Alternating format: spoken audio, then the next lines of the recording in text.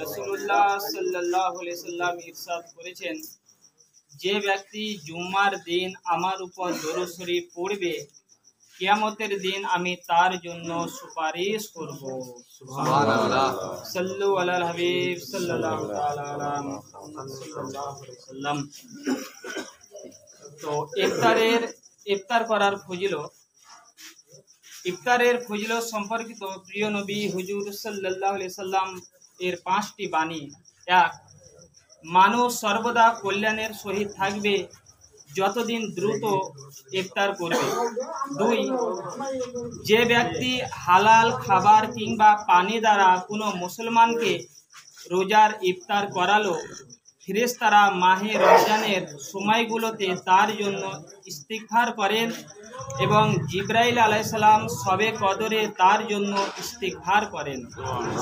3 নম্বর, যে ব্যক্তি হালাল উপার্জন থেকে রমজানে রোজার ইফতার করায়, রমজানের সমস্ত রাতে ফেরেশতারা তার উপর দরুদ রহমত প্রেরণ করেন এবং শবে কদরে জিবরাইল আলাইহিস সালাম তার সাথে মুসাফা করেন। আর যার সাথে হযরত জিবরাইল আলাইহিস সালাম মুসাফা করেন তার চোখে অশ্রুসিক্ত হয়ে যায় এবং তার অন্তর নরম হয়ে যায়। 4 নম্বর, যে ব্যক্তি রোজাদারকে পানি পান করাবে, আল্লাহ তাআলা তাকে আমার হাউস থেকে পান করাবেন, ফলে জান্নাতে প্রবেশ করা পর্যন্ত পিপাসার্ত হবে না। 5, যখন তোমাদের মধ্যে কেউ রোজা ইফতার করে তবে যেন খেজুর কিংবা খুরমা দিয়ে ইফতার করে, কেননা তা হচ্ছে বরকত, এবং যদি না থাকে তবে পানি দ্বারা করবে, কেননা তা পবিত্র।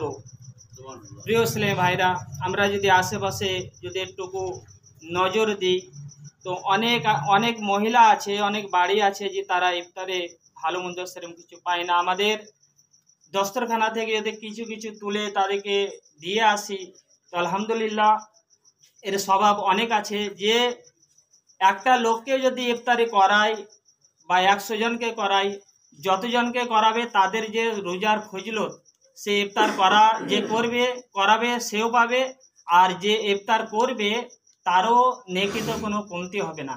আর কথা হচ্ছে 2 জনের খাবার 3 জনেই যথেষ্ট। তো কয়েকটা কথা বলি আপনাদেরকে শারীরিকের জন্য। কথা হচ্ছে যে একটা মানুষ যখন ওজন বেড়ে যায় বা মোটা হয়ে যায় তখন কি হয়, হাঁটুর ওপর থেকে মাথা পর্যন্ত যে পুরো শরীরের যে বোঝ 2 হাঁটুতে পড়ে, ফলে যখন তারা বয়স হয়ে যায়